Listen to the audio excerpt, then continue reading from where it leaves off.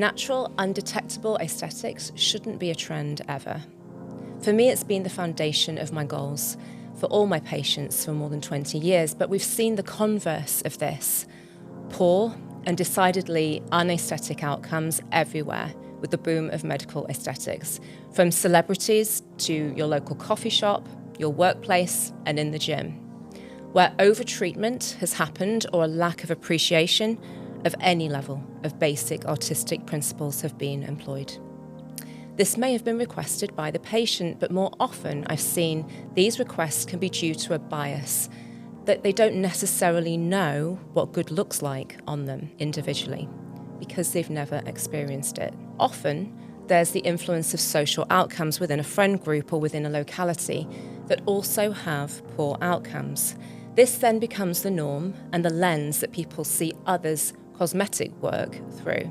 I've witnessed how fast this has then spread, not just from consumers and patients, but most importantly by practitioners who, for different conflicting reasons, are creating results that just aren't beautiful. Personally, I believe the responsibility lies with the practitioner who chooses to create that outcome, and every practitioner that has amplified these poor results. Collectively, this has then negatively impacted the reputation of medical aesthetics and cosmetic surgery and many products within this industry.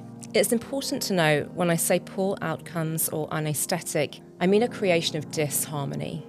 That if the person had never had any cosmetic work done and were in their natural state, they may look more attractive, or at least without the signs of having disharmonious intervention. Certainly, in all my research of patient motivations over the years, I've never found evidence that has proven that people want to look less attractive.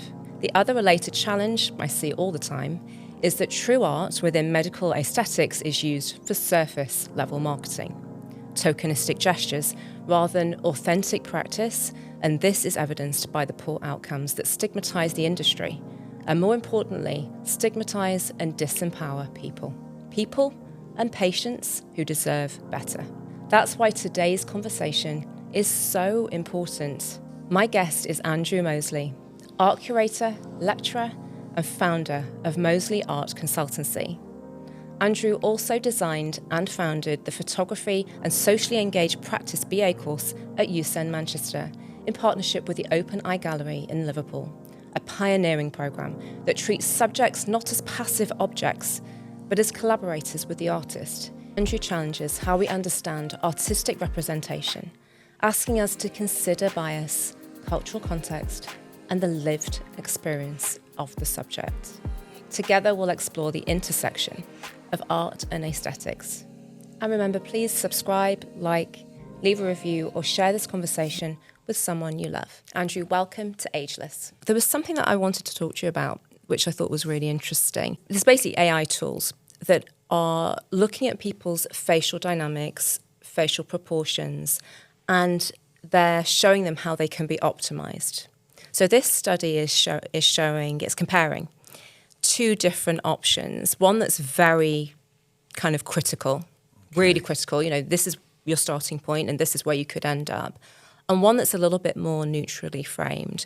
And what it found was that even the neutrally framed one still increased self-objectification and still lowered self-esteem.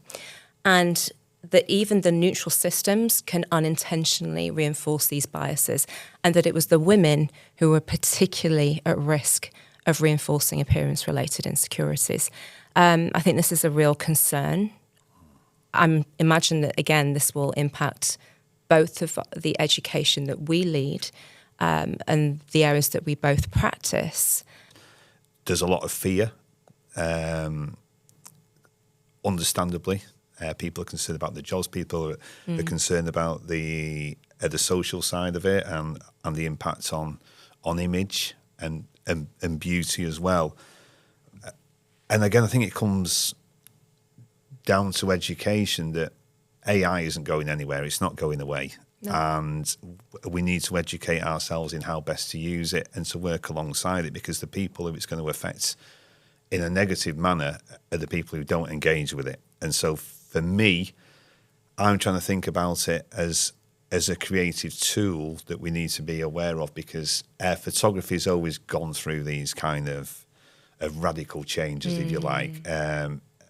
And the arts, if you think of when photography was invented, the art world was going, oh no, this is a disaster, and it's not an art form, it's a mechanical process. And that's how photography was viewed for many, many years. And that kind of a bias and snobbery, if you like, is still there in photography. I mean, even now there's art magazines who won't show the work of photographers. Really? But they will show the work of artists who are working with photography as a medium. This is kind of where photography has always been to be considered an art form. And so we had the arts, photography came along as a mechanical process. Then obviously there was the creation of Photoshop.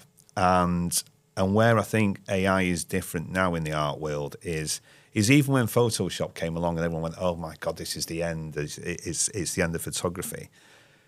You still needed a set of skills to be able to work with Photoshop as a program, and you had to educate yourself how to use it.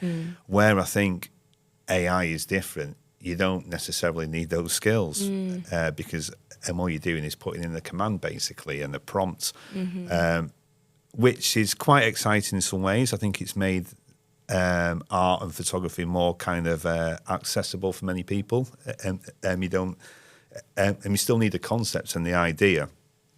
But I think in working in beauty that we have to be aware it's there, and we have to educate both ourselves and as much as we can in social terms that AI is this, it's a vehicle that's always going to be there, but that doesn't necessarily mean that we have to physically try and to replicate what we've seen in AI in the real world. And I guess that's more of a battle you're going to have. Yeah, I think that we saw it with Snapchat dysmorphia, where with the onset of filters, patients were starting to come into clinics somewhat more, and there was a gap between what they were seeing as their ideal selves, because they could now see their ideal self. It wasn't just a psychological representation. They were seeing it in terms of filter and, rudimentary Photoshops. And then they were comparing it to themselves that stood in front of the mirror. And that huge gap and that discrepancy then has a massive impact in terms of mental health. So we saw the impact of that. And what concerned me about this study was that even if it's going to be gently suggested that this can be your best self, that this can be your best version, that, you need to have X amount of syringes of one thing, or you need to have this amount of laser, or you might need to have facial surgery.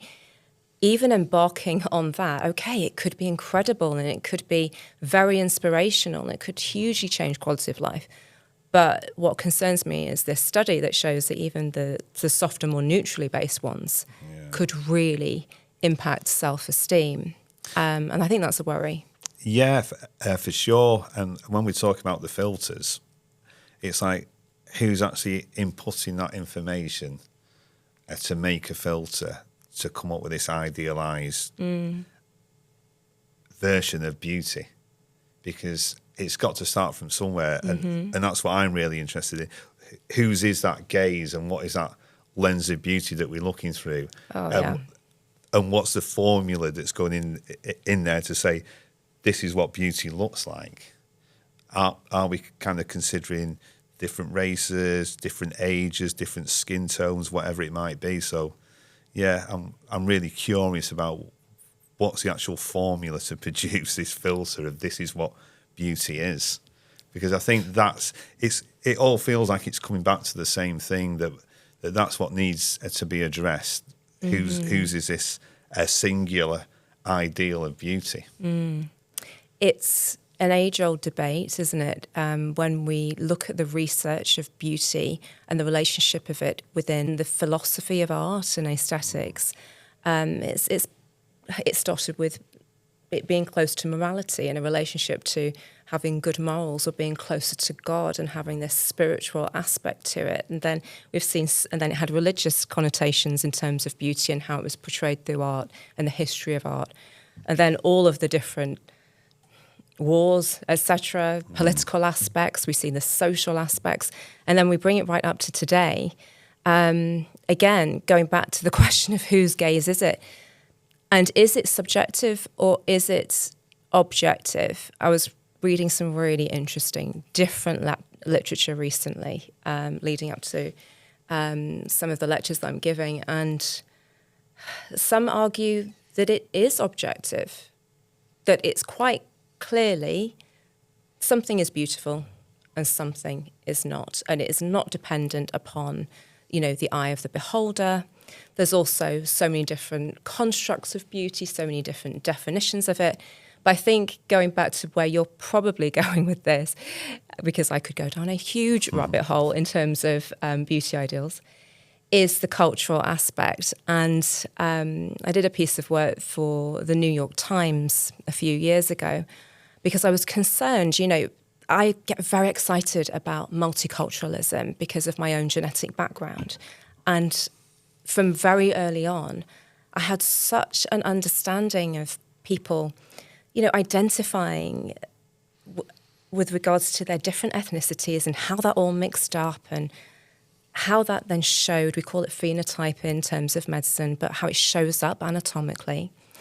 And what I was seeing within cosmetic surgery was that then the ideals were becoming narrower and narrower.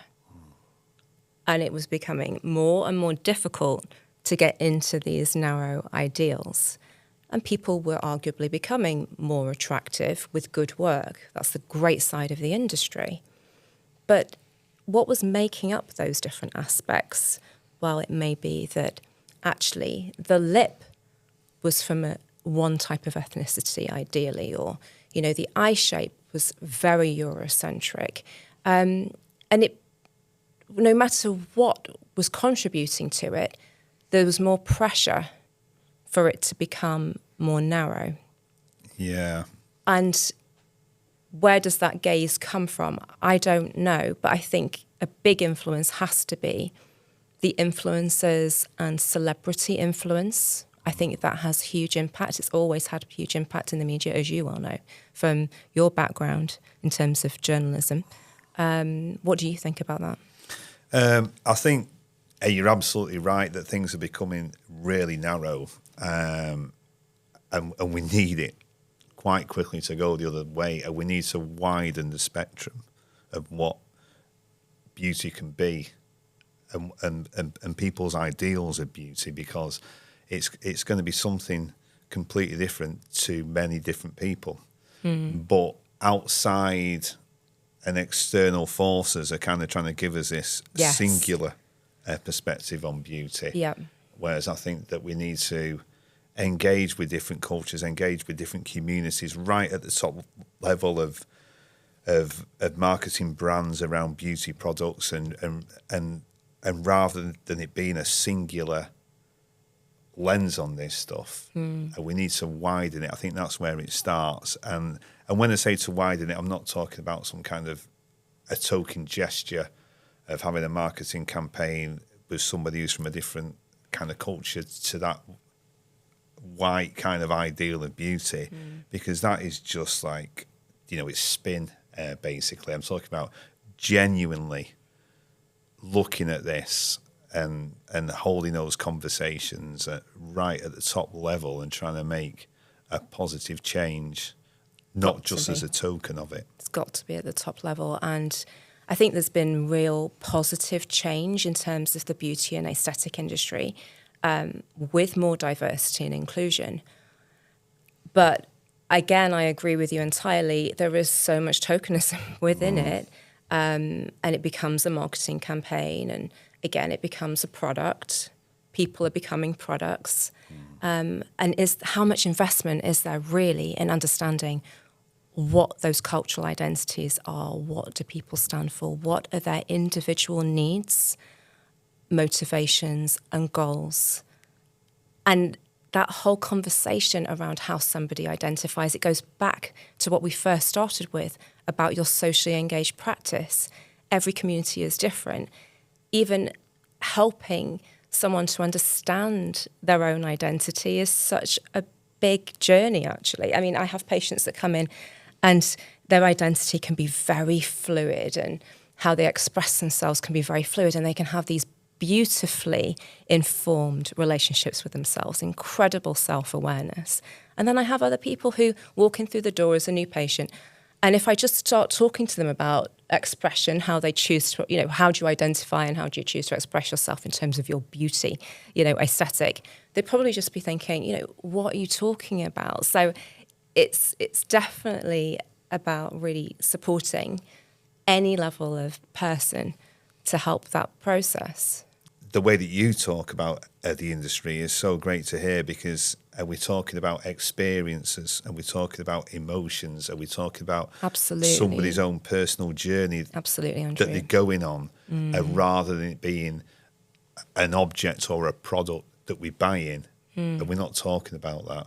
And we're talking about those kind of life. So not walking into a clinic and buying beauty. Yeah, and we're talking about an experience and emotions, and rather than this kind of product.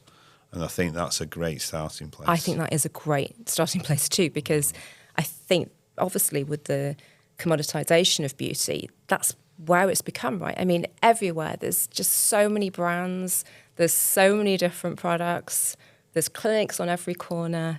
You can go in and buy beauty. And have we lost that beauty is a value and is a concept, and that there's so many natural forms of beauty? Yeah, and that ties into well-being that we were talking about as well. And you mentioned mental health and well-being. Mm-hmm. It's undeniable that if somebody is happy with the way that they look and they're feeling good, that's going to have a positive impact on the well-being. Oh, yeah. Yeah, so I think it's really important to note that those two things really do sit together. It's not just this object that we're buying or doing this service to somebody. It's about allowing them to feel positive about who they are. Such a crucial part of it, because there's always a promise, isn't there? There's always a promise, and what's the peril of the promise? It's like, oh, will this new lipstick make me feel better? Will this new skin cream suddenly make me feel younger? And then what a lot of people, a lot of us can attach that to, in terms of success and happiness. Andrew, I'm going to share something with you that I think you'll like. There was a study performed by Yale, and it was published in Nature in May this year. And they called it the awe intervention. And it was a randomized controlled trial. And they showed that brief encounters with awe-inspiring imagery can significantly reduce depressive symptoms and improve psychological well-being. And they said that awe experiences in nature were found to create less rumination and reduce stress and symptoms of PTSD in adolescents from under-resourced inner-city schools and combat veterans. Now, what they said was that just 30 seconds, 3 times a day, you find anything that you find awe-inspiring. It doesn't have to be hugely significant, or you don't have to go out searching for it. But if there's just something that you're in awe of, 30 seconds of focus and exhale can actually bring increased well-being to your day. And I know that you have done some beautiful work in terms of meditation and art, and I'd love you to tie that in with the work that you've done. So before I was lecturing, I worked at the art gallery in Manchester Art Gallery on Moseley Street. And so I designed a program called Take Notice, and the idea was that people who were working in the city centre of Manchester, they could come into the gallery and they could stay as long as they wanted. And the idea was that each week we would work with a different painting, and we would just sit in front of a painting and basically look at that painting for 20 minutes whilst I ran a mindfulness session, and it could be meditative, but it was basically about just slowing down, taking time and having that curiosity that we would do as a child. We think about how a child sees something for the first time, and now everybody is rushing around and everyone has busy lives, but just finding that time, even if it's just for 20 minutes a day, it doesn't even have to be, it could be 5 minutes. And it's something I try and do on a daily basis, because you're right, we need those kind of sprinkles of magic for ourselves every day. It could be making yourself a coffee, but just, taking that time to smell the coffee and having a walk around the park of where you're working. It could be anything, just something that we enjoy, buying a cookie or whatever it might be, and just really savouring the flavour. And so, I think that's just really important. I wonder what impact that had on the patrons of Manchester Art Gallery for just those few minutes when you were, really promoting that meditative practice and just those moments in front of the painting or whatever medium you were doing. I wonder how they benefited. Well, the programme still runs, and I designed the programme probably 10 to 12 years ago, and it's something that's still running. So hopefully it's had some positive impact. That's brilliant. Because it's still taking place. So, yeah. Andrew, I have to thank you. There's so many different topics we could have covered today. As usual, we usually go down lots of different rabbit holes, but I think we did stay on track today. What does AgeLess mean to you? AgeLess, again, just tying it in with that idea of success, that when I'm no longer here, as dark as that sounds, that there's somebody who's kind of benefiting from what I may have achieved in some small part, be it at the programme I mentioned at Manchester Art Gallery, for example. It was designed 12 years ago. It could have lasted for 12 weeks, and it's still running today. And so I think just trying to do something outside of my own personal life, which can maybe change an opinion, even if it's one person's opinion, and kind of see that grow and they pass it on to somebody else. So I'd probably say that. The way I hear that is a different definition of legacy. It goes beyond many of the different normal answers I hear around legacy. So again, thank you for bringing that energy. Really appreciate your time, Andrew. My absolute pleasure. And thank you. Thanks for the invite. Thank you. Thank you for joining Andrew and I for this episode of AgeLess. I felt really inspired by the AWE randomised controlled trial for better mental health. So here's the actionable tip from their study to access moments of awe in the ordinary. Participants were reminded that finding awe does not require extraordinary events, and it can be practiced in brief moments throughout the day, less than 30 seconds, 3 times a day. So A is for attention. Bring full and undivided attention on things you appreciate, value, or find amazing. W is for wait. Slow down and pause. E, exhale and expand. Amplify whatever sensations you are experiencing. If you found this conversation valuable, please subscribe, share it with someone you care about, and let us know the questions you'd like answered in future episodes. And as a thank you for being here, you can also redeem an exclusive free skin consultation and enjoy 15% off the One Dermafacial for better skin health with my team at One Aesthetic Studio. Simply follow the link in the show notes and enter the code IDENTITY15 at checkout. So the question I leave you with today is, when you think about beauty, your own or others, are you seeing an object to be perfected, or a subject with a story to help unfold? Until next time, I'm Dr. Jonquille Chantrey, and this has been AgeLess.